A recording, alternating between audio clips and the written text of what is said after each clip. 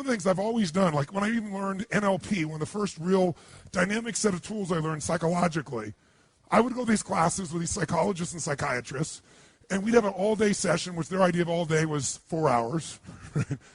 It'd be like we'd start at 10, and at noon we're taking lunch. I'm like, where the hell are we going? We're going to lunch for an hour and a half, and then we come back at 1:30, and sure enough, by 3:30 or 4, it was the end of the program. And I was like, Jesus, you didn't even do a quarter of a day. So I took the rest of the time, and I extracted everything I could from what I'd learned. There are people with 10 times more skill than I had or ability, but my level of application compared to theirs, I dwarfed it. And it's because while I was still there, I didn't leave the environment.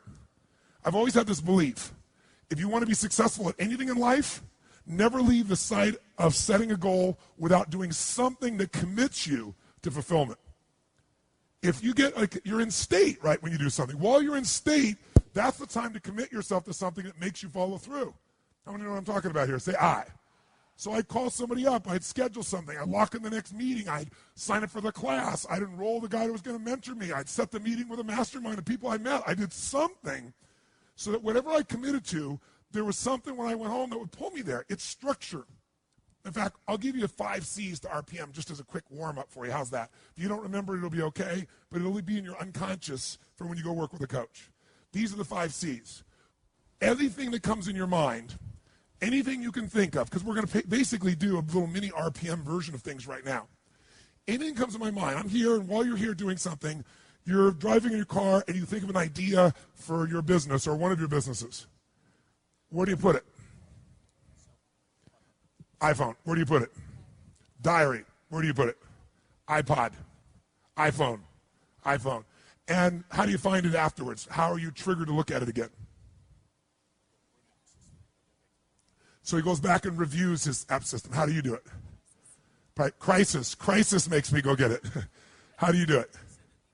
I send an email to myself. Oh, good, more emails with more to-dos, right? So I don't care what your system is, but when you have RPM, you'll have one place you put it. For right now, you need one place to put it. Now, the problem is most of us have lives that if you put everything in one place, it just becomes even more overwhelming. Who knows what I'm talking about here? So the first step, I'll just tell you that, is C, is capture. You got to capture. And the motion I do is like this. Imagine doing this, like physically capturing it, pulling it out of my head, and putting it in one place. I don't care what your one place, it's got to be one place. Now, ideally, in that one place, you'd have some categories so you don't throw everything on one giant list. Does that make sense? So you might have a category. For me, I have companies. So I have Robbins Research, I have Namali Resort, I have Metabolife, I have all these different companies. So I'll drop it in that area as an example. Or roles for me as a father. I don't have time to demonstrate this for you, but just know the first thing you want to do is keep it out of your head, have it in one place. Why do you want to do that? Keep lots of extra mental RAM available. When you have to keep thinking about stuff, it creates inner stress. If you know it's there, and you know you're going to look at it consistently, like you do it once a week, once a day, and you're going to review it and do something with it. Something with it might be, forget it, I'll do it later, tomorrow, but you're going to do something with it, you'll be able to let go. How many think that's pretty much something you try to do already? Most people try to do this, don't you? But the reason most people don't do it is because making lists, after a while, they stop doing. Tell me why they stop doing it. Who's made lists and then not kept the lists up, your, quote, to-do list? Why don't you keep those to-do lists up? Because every time you go there, they're so damn what? How many have always got more to do, if you do make the list, than you have time? So it inherently says, why am I doing this? RPM's a different mindset. Our mindset is, we're just first capturing it. We know we're not going to do most of this. But we need to be able to later, when it's time, decide which things are worth doing, and more importantly, what are we really after? We're going to use these to trigger us to say, all this relates to maybe something more important. How many follow the philosophical difference here? Say I. My goal is not get things done. This is not GTD. This is use the things you need to get done to stimulate a higher level of thinking of what you really want, why you want it, and become very strategic about how to get that. And many of these things may go away, or they just won't matter. But you do have to capture it because otherwise it's in your head. So I have a lot of systems of doing it, but if you never saw me again, the most basic thing you need is one place to capture. Does that make sense?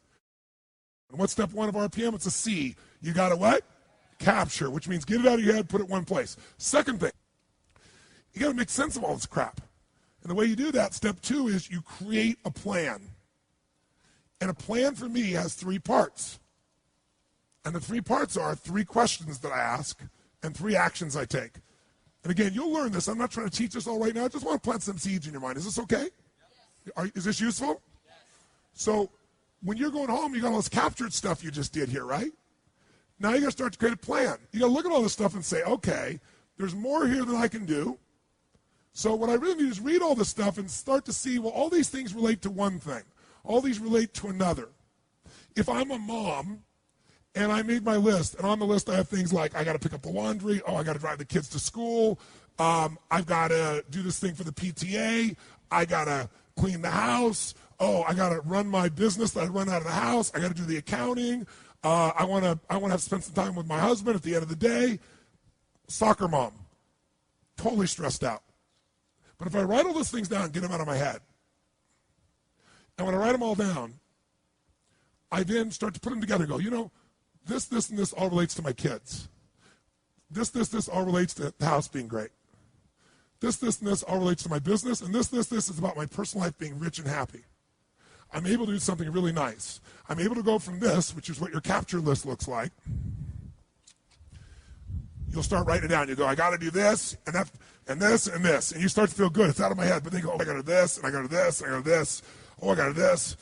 I got to do this, and I got to do this, and I got to do this, and I got to do this, and I got to do this, and I got to do this, and I got to do this. I got to do that too, and that too.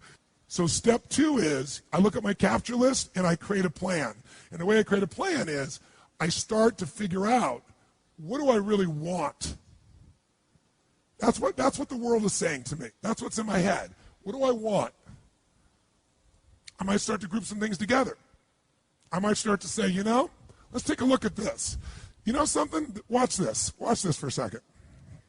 This item here, clean the house, and this thing, and this thing, and this thing, these all relate to the house.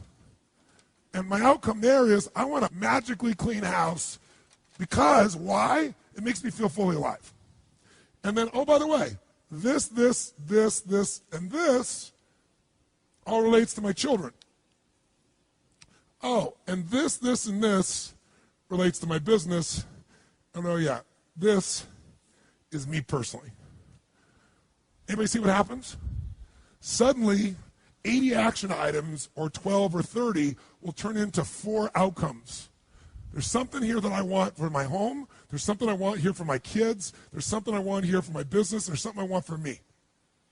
And what that does is now I can start to go, okay, instead of reading all these items, what do I really want for my kids?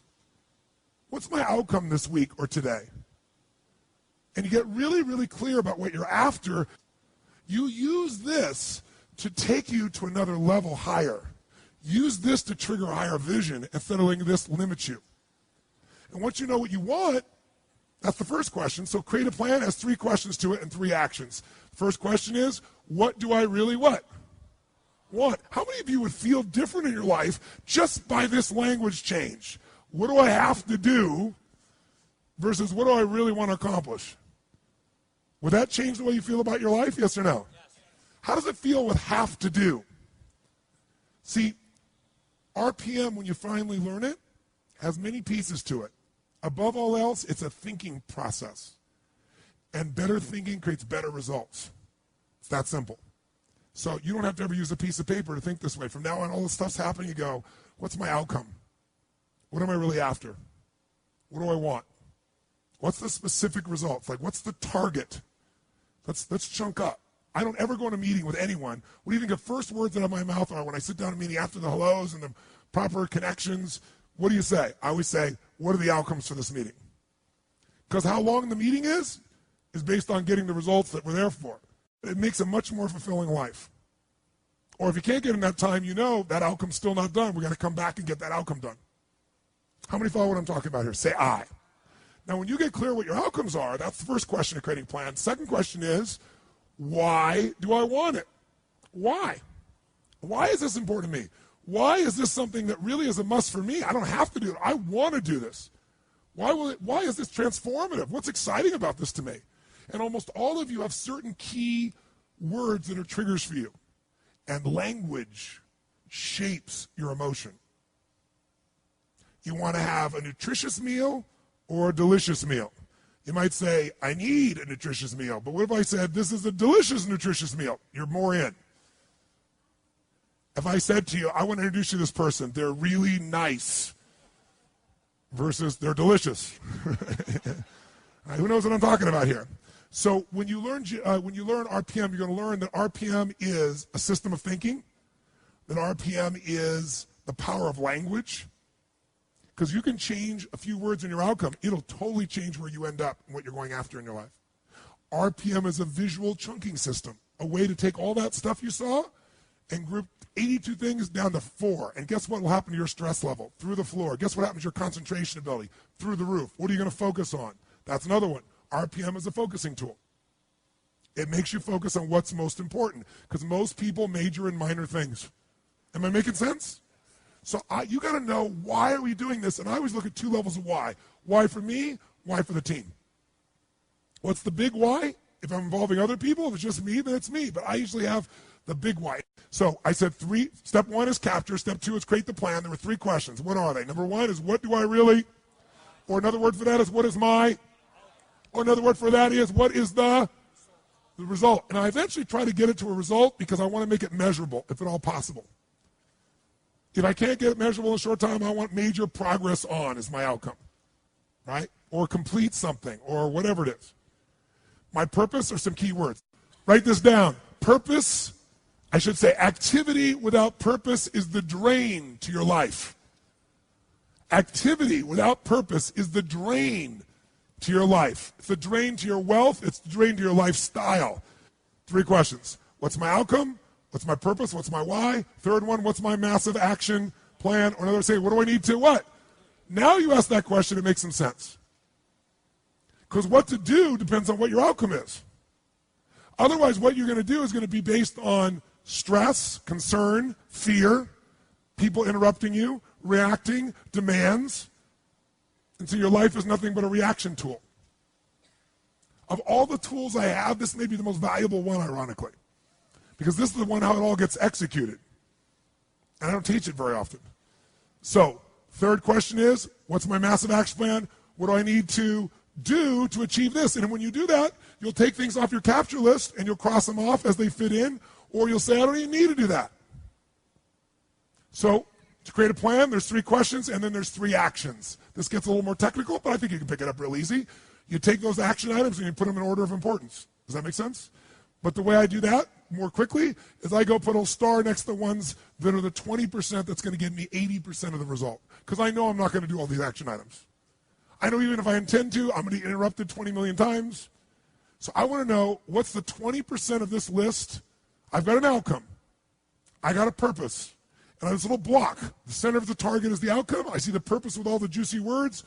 Why I'm doing this? Now I got this list of 7, 8, 9, 10, 12 things, action items. They're all related to kids, that kid outcome.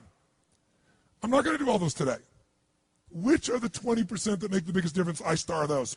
And guess what else I do? I figure out what's the 20%, what I call it, what are the must items. My musts are the 20% that are going to make 80% of the difference. That way, every day I can still succeed.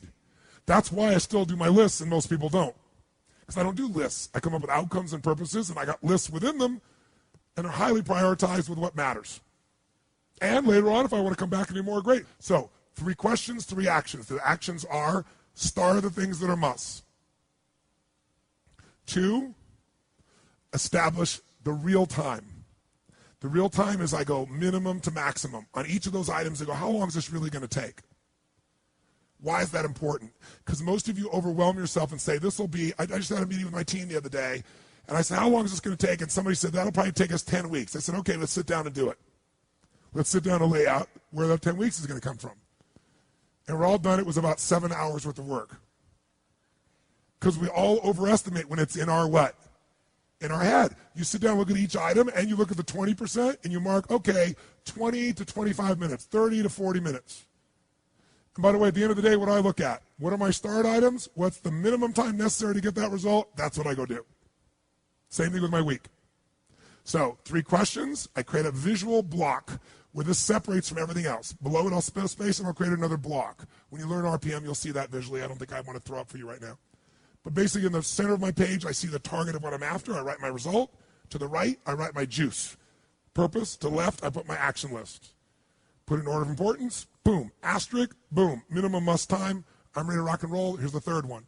Leverage. Leverage is critical. You know how I get so much done? Because I don't just get it done.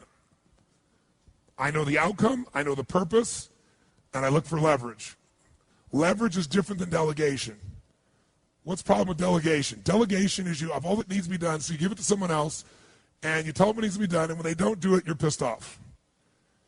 Leverage says, I can move the biggest boulder in the world with a little bit of effort if I get something I can do it with, but I'm still part of it. So leverage is, if I'm going to leverage something here with Tom, I'm going to make sure Tom understands the what? The outcome. I want to make sure Tom understands the purpose, the why, and the action. But I might say to Tom, if you can get this done without this action or better action, go for it, baby.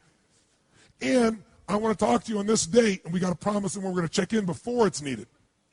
So there's no surprises. And if you're having problems, Tom, come back to me because we're partners on this.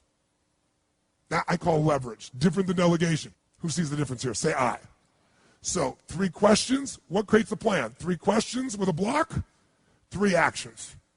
Where's my must? What's my minimum must times? Where's my leverage? And you know what I do when I have no time? There is time. I just got to leverage it. Now I'm saying, you say, I have no one to leverage it to. You know, Shane over here, right? I got all the stuff he wants to do. He can't leverage it. But Shane's answer was hire somebody. Then he thinks about what it's going to take and goes $125,000. Can't do that now. He's getting caught up in one way to get the outcome. Leverage. He goes through his list and goes, what if I got someone to do 20% of this stuff? I could spend 20 grand to get that much freedom. I could pay for it times 10. And if I'm really productive, my productivity should enhance the world, not only my clients and customers, but it should provide jobs for other people. And if there's anything you hate to do, it's because you're either ineffective at it or you don't think it's very important, but it is urgent. So you need to hire somebody for those things. And ideally, somebody who loves that job. You're never going to grow when your time is eaten up for activities that aren't that important. Activity without high levels of purpose is the drain of your fortune. Do it now. If you can't get it all now, do a part of it now. Leverage is power. Leverage is ultimate power.